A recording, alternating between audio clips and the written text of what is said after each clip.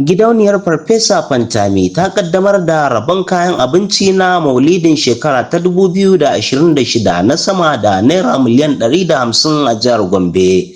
Gidauniyar Farfesa Isa Ali Fantami PIPF ta kaddamar da fara rabon kayan abinci da kyaututtuka na bikin Maulidin Annabi Muhammad sallallahu alaihi wa alihi wasallam na shekara ta 2026, waɗanda darajar su ta haura naira miliyan 150 ga cibiyoyin addini, ƙungiyoyin musulunci da sauran waɗanda suka amfana a sassa daban-daban na jihar Gombe.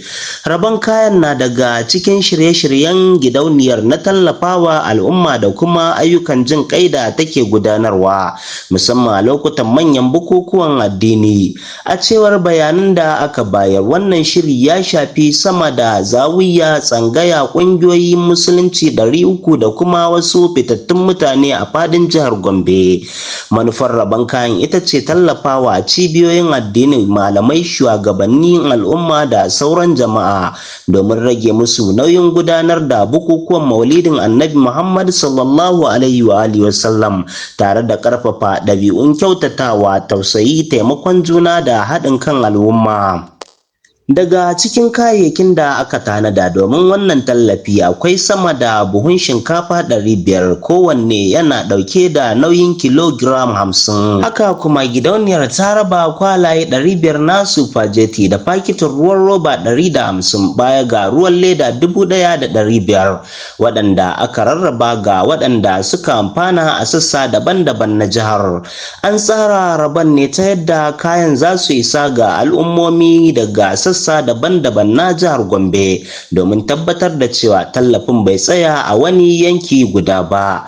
Wani muhimmin bangare na wannan shiri shine kulawa ta musamman da tsangayoyi da zawiyoyi, waɗanda suke taka muhimmiyar rawa wajen koyar da ilimin addinin musulunci, karatun alkur'ani da kuma bunƙasa harkokin addini a tsakanin al'umma. Tallafawa irin waɗannan cibiyoyi na daga cikin abubuwan da gidauniyar ta mayar da hankali a kansu, musamman ganin yadda suke taka muhimmiyar rawa wajen tarbiyyar yara da matasa da kuma yada ilimin addini. Baya ga tsangayoyi da zawiyoyi, shirin ya hada da ƙungiyoyin musulunci da kuma wasu fitattun mutane, lamarin da ke nuna yadda gidauniyar ke ƙoƙarin kai tallafi ga ɓangarori daban-daban na al'umma. Da yake magana yayin rabon kayan, Farfesa Muhammad Abubakar, wanda ya wakilci gidauniyar, ya bayyana cewa an gudanar da wannan tallafi ne domin sanya bikin Maulidi ya kasance mai ma'ana ga al'umma a fadin jihar Gombe. Ya ce Maulidi lokaci ne na tunani, godiya, tausayi, tallafawa tsangayoyinmu, zawiyoyinmu, malamai, shugabannin al'umma da sauran jama'a. Wata kuma hanya ce ta mayar da waɗannan ɗabi'u zuwa ga ayyukan zahiri. Manufar ita ce tabbatar da cewa ruhin wannan biki ya isa ga mutane a fadin jihar Gombe. A cewar sa, taimakawa cibiyoyin addini da al'umma irin wannan lokaci wata hanya ce ta mayar da ɗabi'un kyautatawa, tausayi da taimakon juna zuwa ayyukan da za su amfanar da jama'a kai tsaye. Gidauniyar Farfesa Isa Ali Fantami ta bayyana wannan shiri a matsayin wani bangare na ayyukan jin kai da tallafawa al'umma da take gudanarwa a lokutan bukukuwa.